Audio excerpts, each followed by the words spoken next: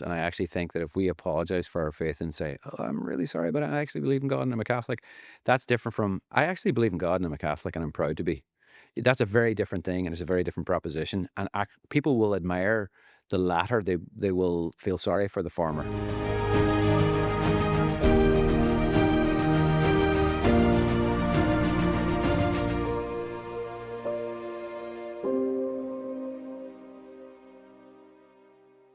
Hello and welcome to The Way. I'm Wendy Grace. Maybe you are listening to this or watching this right now and you're searching, you're seeking. Maybe you've started on a journey of faith and you're thinking, do I keep going?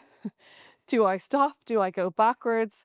How do you hold on to your faith or how do you grow in your faith? That's something we're going to be talking with our next guest today. I'm joined by Tony Foy, who's a dad to seven and also involved with Net Ministries here in Ireland. It's great to have you, Tony. Wendy, thanks so much for having me on. It's very much appreciated. You forgot I'm a grandparent as well. They're It's three. Yeah. granddad is dad and granddad as well. Yeah. Really important because in a way you're now looking at your own journey, your children's, and now your grandchildren's. Hmm. Of that big question of what's the point of this faith business? It Hmm. it feels so difficult at times. Hmm. And it comes down to, what does God mean to me? Who is he? And what, for me, who is he and what does he mean? He said, I came that you may have life and have it to the full. Does that mean in eternity and life is going to be really awful now? Or does it mean that we have eternity to look forward to and life should be great now, albeit with challenges? And I think at the end of the day, we can't avoid the challenges, but can life be great and we have challenges at the same time and God be in the midst of all of that? And I think that's a conversation and a question that we all need to wrestle with. Is life hard? Yes, it is. Does God still love me in the midst of all that? Yes, he does.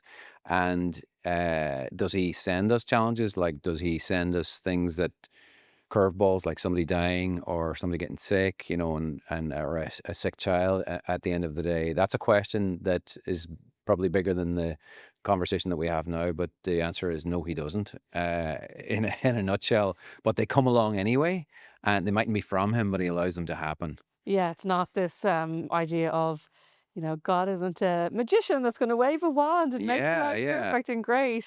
But at the same time, I think one of the things that's really difficult is, and this is looking at, how I suppose faith is communicated in a broad sense in the kind of popular culture and Hmm. through media, which is kind of presented as this whole load of no's, a whole load of no's to the things that you're meant to want to do and to enjoy and like indulge in. And it's so countercultural to say, I'm a Catholic. And I think that's what a lot of us struggle with. Yeah, absolutely. And it's really interesting. I follow public intellectuals, and we went through the wave of the new atheists, and they made it cool to believe that God doesn't exist, and that, in a sense, is a value system, a faith system, the belief in a non-existence Yeah, of it's a God. religion in It's a itself. religion in Yeah. itself, and so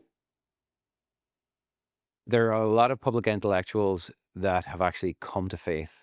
And Russell Brand is one of them. Ian Hershey Ali is another. Tom Holland is another. And these are people who are honest enough to actually ask the question and be open to the possibility that God actually exists. But look, the search for truth is the first journey that they actually went on, and that eventually led them to faith in God.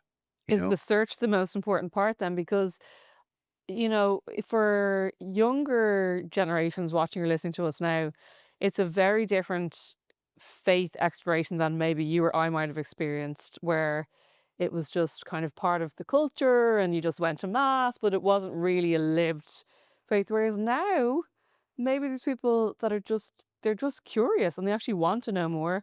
Nobody's making them go to church or do this, that, or the other, but they still are going, well, how do I grasp onto this? Mhm.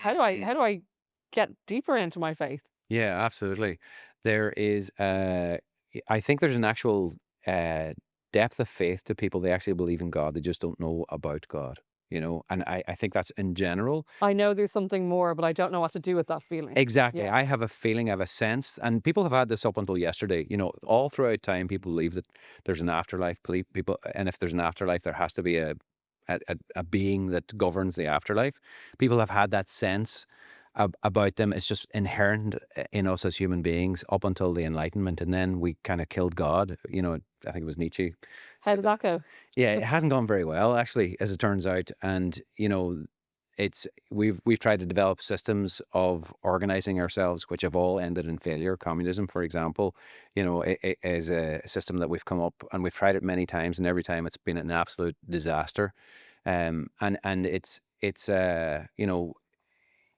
God is there, He's real, and sometimes we need to actually make that leap of faith to belief before we discover how real He actually is. It's kind of chicken and egg scenario. Yeah, it's a And I don't know if process. that's answering it's a process, exactly. And it's not one silver bullet that we actually fire the gun, all our problems are sorted. God is real. He's going to take care of me. It's not how it works. Unfortunately, it's a journey. Obviously, you've had your own journey. You're still on it, of course, but Yeah. you've also had 7 children, 7 different personalities, obviously different ages, different challenges, different ups and downs. They've all managed to have a faith, a deep faith, and that you've nurtured in them. But how have you done that, or what is the key ingredient thing to help somebody to be able to maintain that level of faith and I hold on to it? I think we're going to write a book sometime, myself and my wife, about this because actually, and I'm not joking, I think that's a possibility. It's such a challenge to parents, and we don't get this instruction manual. How do you bring your kids up in the faith? And we were both lucky and intentional, and the thing that I would say changed our family life for us before I was involved in business before I was involved in net, and the thing I would say that was a watershed moment in our lives long before ministry was the moment that we realized going on a pilgrimage type holiday was actually better fun than going on an exotic holiday. It was actually meeting all our needs at all our levels. Like, we had great fun on a pilgrimage type holiday, like going to Medjugorje, say, for example. You can go to the swimming pool, you can hang out at the swimming pool, It's go not for all coffees. praying all day. Yeah, it's Yeah. not about praying all day. Like, God doesn't want us to be slaves to Him. It's about having fun. Like, the glory of God is man fully alive. One of the church fathers said that. And it's the realization for us that this is actually better than the life that we were living. So what the world was offering, this exotic holiday, was good. How'd you make your kids realize that then? They didn't have a choice. So it's a and we also didn't force them to do anything. So we gave them a choice. Once we got to where we were going, we gave them a choice to go to whatever it is that they wanted to go to. And we didn't force them to go to, it was a bit of cajoling, but we didn't force them. If they really didn't want to do something, our youngest fella, I'm not going to mention his name, but we went to the Divine Mercy thing yesterday. He literally sat in the car outside and slept for a full hour as myself and my wife went in and we went to confession and we did the Divine Mercy thing. So that's our policy. We won't force kids. They have to own it themselves. Like, if we force them, that's just going to drive them further away, and it's counterintuitive. But yeah, it's a better life. This is a better life than the life that the world actually offers. What do you say to someone, Tony, who gets that and is in that but it's a bit of a tug of war, where you kind of step in, you go, whatever that feel, it might be peace, it might be joy, it might be happiness, but the world is kind of still pulling at you, and there is still moments of, oh, but I miss this way of life or whatever I was attached to before. How do you navigate that tug of war? What hold has it over you? Is it directly sinful? Like, if it's going out and getting drunk on a Saturday night with your mates, maybe that's something you need to look at. You know, um, if it's I really love cycling and I love going out with my mates on a Saturday morning. That's a good thing in They're itself. different things. They're different Yeah. things.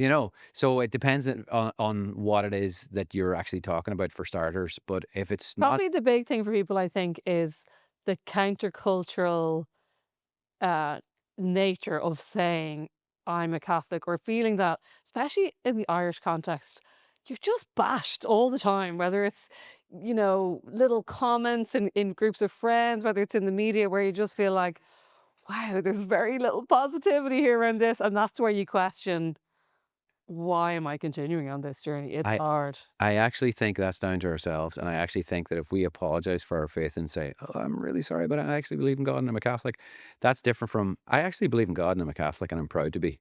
That's a very different thing, and it's a very different proposition, and people will admire the latter, they will feel sorry for the former, do you know?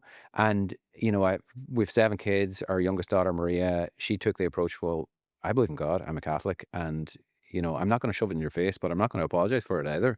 And it's interesting, she was voted the Student of the Year by her colleagues at school in Leaving Cert and by the teachers, which hadn't happened in years that one student got that. And that's out of 800 students. And because she just had the courage not to apologize for herself And being authentic and being with yourself. authentic, Yeah. and people would come to her and talk to her about different problems, different things, like abortion, and it's a neuralgic issue, but it's an important issue, life and death. And people would come to her and talk about, look, I believe, I admire your stance. I just don't have the courage, but they would able to. And she didn't show, she felt empathy for people who disagreed with her. Like, we don't have to give up anything when we believe in God, but when the time comes, we may have to stand our ground. Yeah. And it And takes a so lot of courage. it takes a lot of courage. But what's the worst that somebody can do to us? They can say mean things about us. Maybe we should grow a thick skin. I think one of the most difficult things, and just looking at kind of some younger generations in my own life, is definitely the kind of dating Tinder world. I mean, there was pressure when I was in college, but the pressure is immense in terms of how relationships play out Yeah. a lot of the time. And I think that's a real difficulty where there's a fear of, well, no one's ever going to fall in love with me because I'm so different in this regard. I want to make different choices and I'm drawn towards them, but the culture is very much pushing against you. Yeah. I mean, there's so many facets to that idea. And at the end of the day, do we believe that we're worth it? Do we believe that and do we believe that if our kids are fortunate enough to be around other young people who believe similar values, believe similar things, then there's a better chance that they'll actually meet somebody who share their values. And at the end of the day, like, it's the experiment with the culture and the experiment with the swinging 60s has been going on for 70 years now, and it's failed. It's an abject failure. Governments around the world haven't figured that out yet, but people do. People know that it's a failure, and people are falling by the wayside, and so the folks who actually are doing the best out of this are Christians. Yeah, I think there's so many pieces of research from Harvard, loads of institutions that say if you attend church regularly, that you'll be happier. If you're married, your marriage is much more likely to last. Your children do better in Mm, every area, whether yeah. it's just school, friendships, all those sorts of things.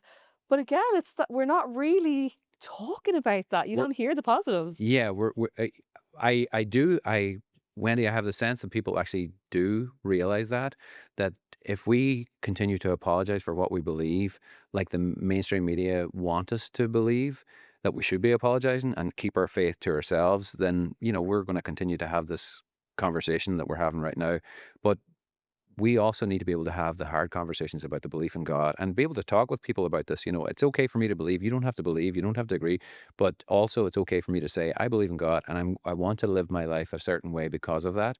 That's okay to have that conversation in public. Now, it's not the first thing that we should talk about, not the second, not even the seventh. Sometimes a But door opens. Yeah. sometimes the door opens, exactly. And it's, we need to be looking for an opportunity to share our faith, but also have the prudence to know when to not share our faith as well. It shouldn't be all we talk about. It should be only a very, very small amount of what we actually talk about, but we should be able to talk about it and we should be ready when the time comes. Yeah, I have to say my experience of having those conversations where it's just kind of peppered in is overwhelmingly positive because people are very curious. It's very new to a lot of people when you kind of just matter of factly say, "I'm Catholic, so we go to mass on a Sunday," or "We do an All Saints party," or whatever it is. Hmm. And I remember my husband saying to me when we first got married, and he'd be telling female colleagues in particular, "Oh no, we haven't lived together, and we're really excited about moving in." And he said their reaction would always be, "Wow, I wish I could have done that." Was kind of the look on their Hmm. faces. Um, so it's again, how do we share the beauty of things that on the outside people see as the negative, but when you actually really peel back the onion, Hmm. like if you take that example of, Yeah, and that's a really good example. People may say comments, but it's only because it's confronting something in them. It says more about them than it does about you, who's actually trying to do what you're trying to do, in terms of pre-marriage and all that type of thing. But it's not to judge anybody who doesn't share your values. It's to say, well, look, this is the choice that we made, and we feel really good about it. We're following what God has asked us to do, and we know that there's a blessing in that. And myself and my wife we were young, and we were like normal young people and whatever. Like it's tempting and all that sort of thing, but it's the struggle with even the struggle with NFP and all that sort of thing. Like it's a that's a nightmare. whole other podcast, isn't it? That's a whole other podcast. Yeah. But it's also beautiful, and we have 7 kids because of it. And if it wasn't for the teaching of the Catholic Church in relation to that, we wouldn't have these 7 beautiful children and their spouses now. Yeah. And Well, they're excellent wonderful spouses. family. And we have 3 grandkids. I'm so grateful to the Catholic Church because it has actually stood its ground and followed God. It can't change. This is what God has given to us. It's actually a blessing that we have to give other people, but it's also a blessing that God gives to us as well. And I personally can witness to that. And was it always easy? No, it was a nightmare at times. But I'm so grateful for the challenge and the depth that it has brought me to on my knees, that only God can help me through this, and help my wife through this as well. And it's so good. One of the things I think that people probably don't want to feel is obviously you don't want to feel alone in your faith, or if you're just exploring at the moment and you're curious and you are drawn towards God. But there is a lot going on in this country in terms of finding a peer group or community that will connect up with you, where you'll have that feeling of, hey, I'm not alone. How key is that? That is crucial. It is make or break, and it is something that if you don't have community, find community, and if it means that you have, like, we brought our kids to youth group every week. Net was usually based around somewhere in Donegal, so we'd bring them to Net youth group every week. That's part of the reason they have faith, and also it's really important for us as well to have faith, have a faith community. There are so many avenues where so many religious orders. You have Servants of the Home of the Mother. They're around the country. You have Opus Dei around the country. Get involved. Get stuck in there. If you're a man, find fellas who are in their faith some way. If you're a woman, find women who are in their faith. And it's beautiful. There's this whole community in Ireland that right there, that we just need to find them and peel back the surface. Yeah, and once you connect up with them, Once you connect, and there's an app called the Beacon app. I don't know if you're familiar with it. There's stuff happening all lots around of the events country on the app. Yeah. every day, all around the country. And I live in Ballybofey. I'm blessed to live there. Net started in Ballybofey 20 years ago, and it is literally coming down with young couples whose primary objective is to love God, and they're not weird. They're We need to head to Donegal. That's Head to Donegal is the lesson. Cheap accommodation, and you can buy a house and all of that. just, umbrella and wellies as well. No, sunny northwest. It's been lovely to chat with you, Tony Voigt. Wendy, for being thank with us. you. Thank you. It's been a real pleasure. And thank you for joining us today on The Way. It's been great to have you.